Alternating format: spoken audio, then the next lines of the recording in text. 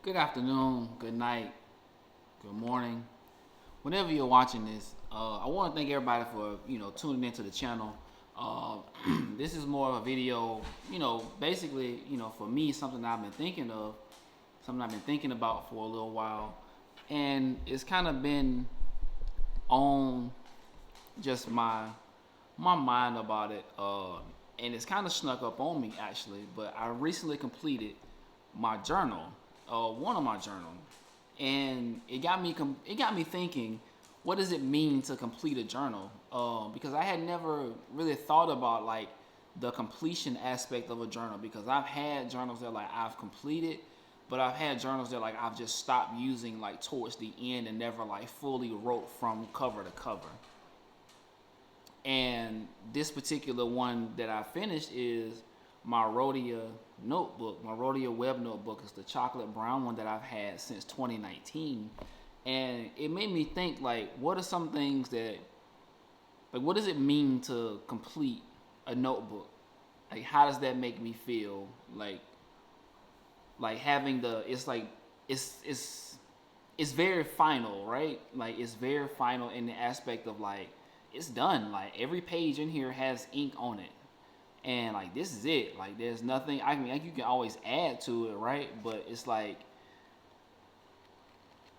this is it. Like, flipping through the pages and like looking back on some of the things, um, it made me think about like the beginning and the end of this notebook and how it evolved and changed over time. And I'll go into. I think that's what we're gonna go over. Um, I bought this notebook in September of 2019, uh, before COVID. And if I'm not mistaken, in September 2019, I still lived in. I didn't live. We didn't even live in this house. So I bought this notebook as an opportunity to start bullet journaling, because I just wanted to be more organized in my day, just in my life, and like write down my goals and like things that I had to do, because I just wanted to become more organized, because I recognized at the time how being unorganized was affecting me.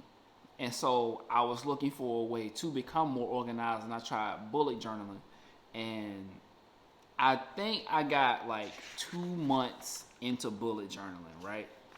And it really kind of just wasn't for me. And I know that that's kind of not really what a lot of people want to hear about it, but one of the things about me is I don't like things that have very steep learning curves. So if something has like a very steep initial learning curve, and something that like, and like with like zero structure, because I mean bullet journaling has structure, but it's like not really a lot of structure. So like you can basically do whatever. It's like you can create it how you want to, but it's like the learning curve of like creating your own organization bothers me. I like simple things.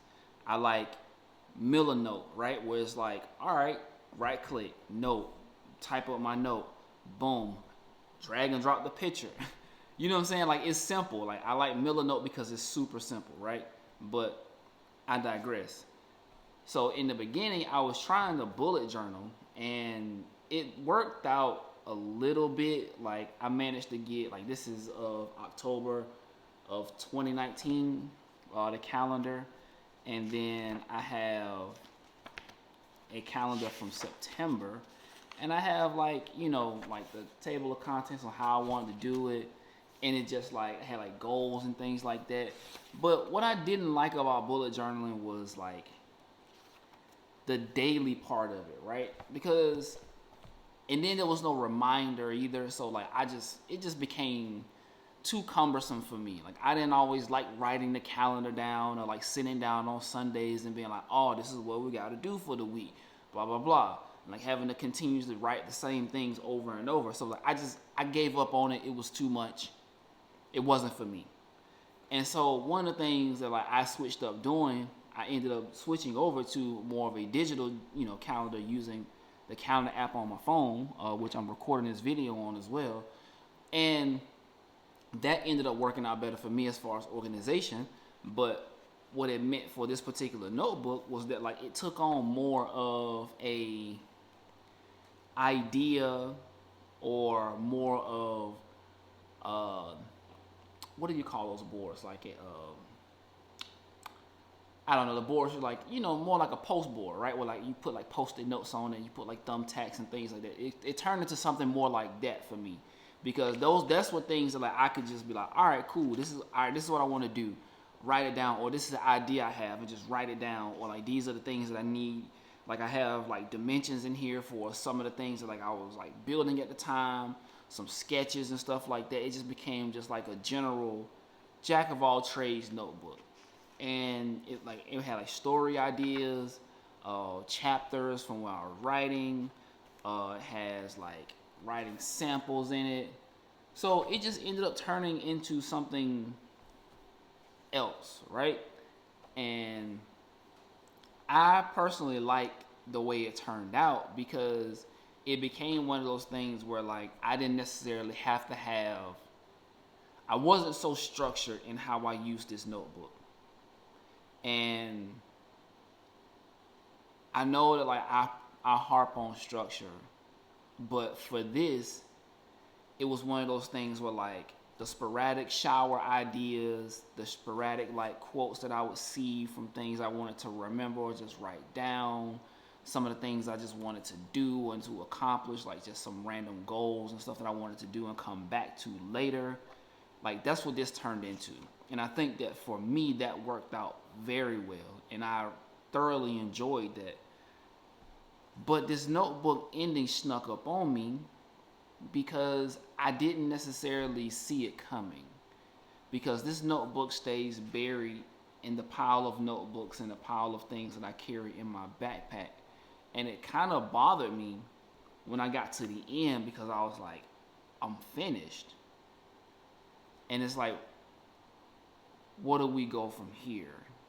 And that's where I had a problem for a second. Initially, when I finished this, I was like, what am I gonna do? Like, I know it's simple, just buy another notebook, which leads me into another thing of I'm gonna end up probably buying more of these and probably having a stash of them so that when I'm done, I can just pick up a new one.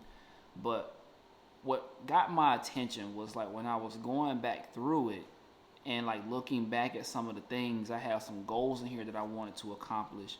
I wanted to buy a house before I was 30, before my 30th birthday, and we actually bought this particular house. I want to say it was a week after my birthday. There are things that I wanted to complete in here. There are like I have like the mountain bike that I wanted.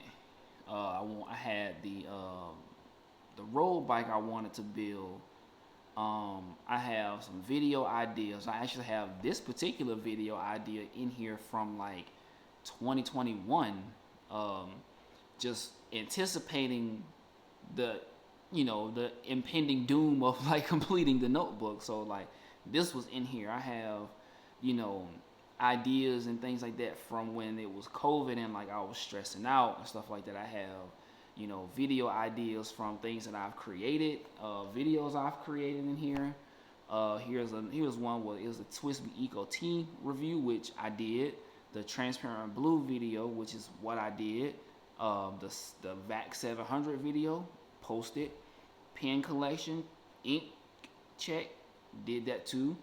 I did a couple other things. So like these are videos from 2 years ago, or ideas from a couple years ago that like I've done. There are some things in here that I haven't done. Like I want to make a video about the experience I have with the Monteverde pens that I haven't gotten around to.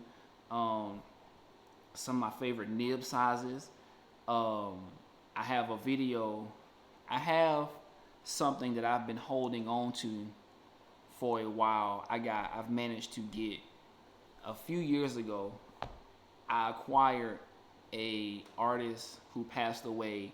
I acquired like his painting kit, and I've been sitting on it for a while, and I just haven't made a video about it, but that's in here as well.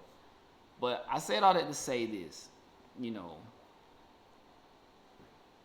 completing a notebook isn't the end, it's just the end of this. And it gives an opportunity to start something new. And it gives me an opportunity to reflect back on how I use this notebook and how I use my journals in the past. And I don't want to harp on it too much, but I used to complain a lot about just in my notebooks, just in my writings, just to myself. I would just complain a whole lot. And with this helped me get those ideas out, and journaling itself helped me get my frustration out to where like I don't complain as much. But I think that these notebooks have helped me out a whole lot, helped me to remember instead of just always having to keep things in my head.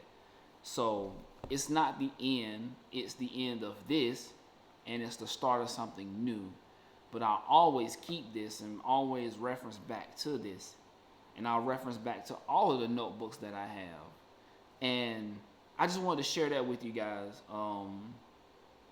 I appreciate everybody who watches my videos. I appreciate all the subscribers, all the people that interact, comment. I'm having more things come. I'm just trying to get back into the groove of it, get back into, the new way of life that I've created with the new job. It's difficult. I'm working diligently to get back to that. If you like, check out the links in the description. I got some cool stuff down there, some pinned links. Some donation links if you like to do that. The biggest thing is just be sure to subscribe to the channel. That's a huge thing for me. I'm trying to reach my 1,000 subscribers, so please subscribe to the channel, like the video, and comment, and let me know what you want to see. Let me know, critique the video, please. Again, I thank y'all for watching, and I'll see y'all in the next one.